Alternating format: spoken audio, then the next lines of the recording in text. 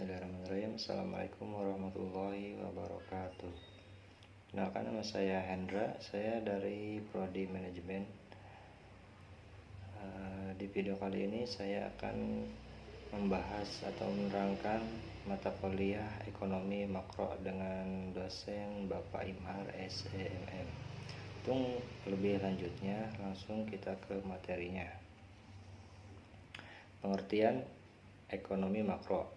Menurut KBBI atau Kamus Besar Bahasa Indonesia, ekonomi adalah ilmu mengenai asas-asas produksi, distribusi, dan pemakaian barang atau harta seperti keuangan, perdagangan, dan perindustrian.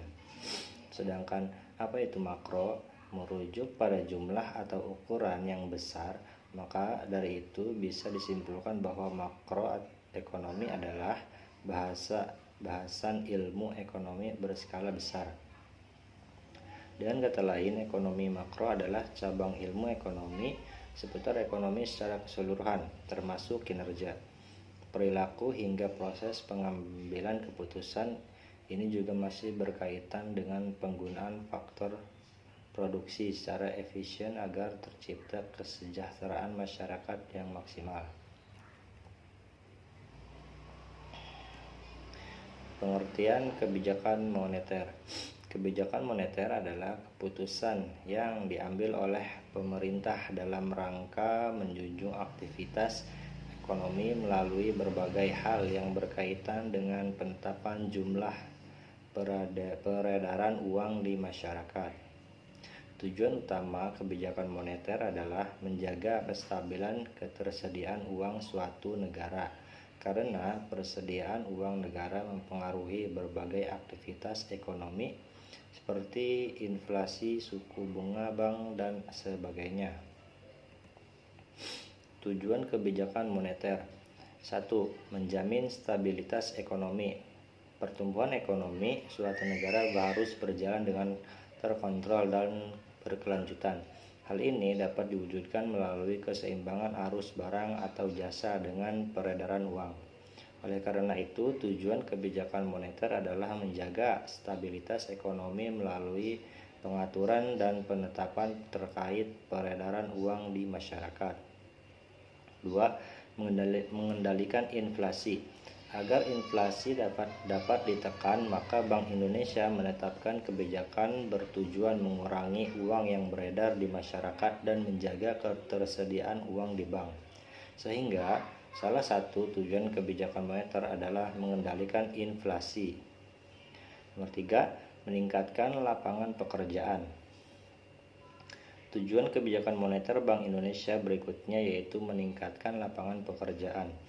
Kestabilan peredaran uang membuat aktivitas produksi meningkat. Dengan naiknya kegiatan produksi, maka diperlukan sumber daya manusia dalam mengelolanya, sehingga hal ini mampu menyerap tenaga kerja dengan ketersediaan lapangan pekerjaan. Tujuan kebijakan moneter.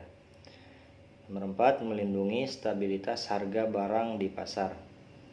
Tujuan kebijakan moneter diharapkan mampu melindungi stabilitas harga pasar. Ketika harga stabil, maka menumbuhkan rasa percaya masyarakat terhadap tingkat harga sekarang dan di masa mendatang, sehingga tingkat daya beli antara periode tetap sama.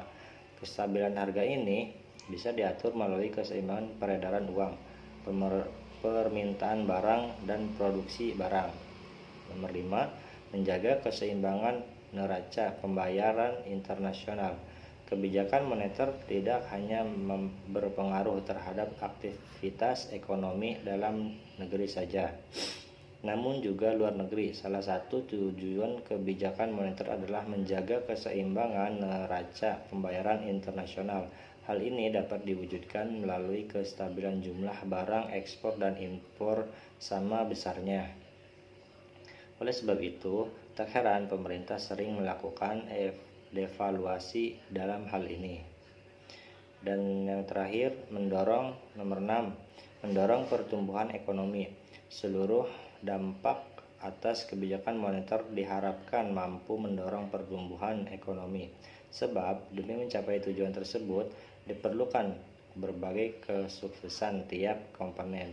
Misalnya seperti tersedia lapangan pekerjaan, kontrol tingkat inflasi, aktivitas produksi dan permintaan barang dan lainnya.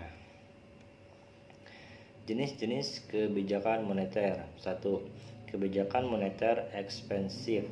Jenis kebijakan moneter yang melakukan pengelolaan dan pengaturan peredaran uang dalam aktivitas ekonomi disebut sebagai kebijakan moneter ekspansif. Dalam hal ini tujuan utamanya meningkatkan peredaran uang di masyarakat sehingga roda perekonomian meningkat. Wujud dari jenis kebijakan moneter ini melalui peningkatan pembelian sekuritas pemerintah oleh Bank Indonesia, penurunan suku bunga, menurunkan persyaratan cadangan untuk bank. Dampak kebijakan ini tak hanya merangsang kegiatan bisnis atau daya beli konsumen, tetapi juga mengurangi tingkat pengangguran. Nomor 2, kebijakan moneter kontraktif. Berikutnya, jenis kebijakan moneter adalah kebijakan moneter kontraktif, di mana kebijakan diambil sebagai langkah mengurangi peredaran uang di masyarakat saat terjadi inflasi. Hal ini diwujudkan melalui penjualan obligasi pemerintah, meningkatkan suku bunga bank, dan meningkatkan persyaratan cadangan untuk bank. Manfaat kebijakan moneter. Kebijakan moneter dapat memperbaiki posisi neraca perdagangan dengan neraca pembayaran. Jika nilai tukar rupiah terhadap dolar melemah, maka harga-harga barang yang diproduksi di Indonesia akan menjadi lebih murah di pasar internasional, sehingga memperkuat daya saing dan meningkatkan jumlah ekspor. Oke, mungkin hanya sekian yang dapat saya sampaikan. Apabila banyak kekurangan mohon dimaafkan. Wabillahi taufiq wal hidayah. Wassalamualaikum warahmatullahi wabarakatuh.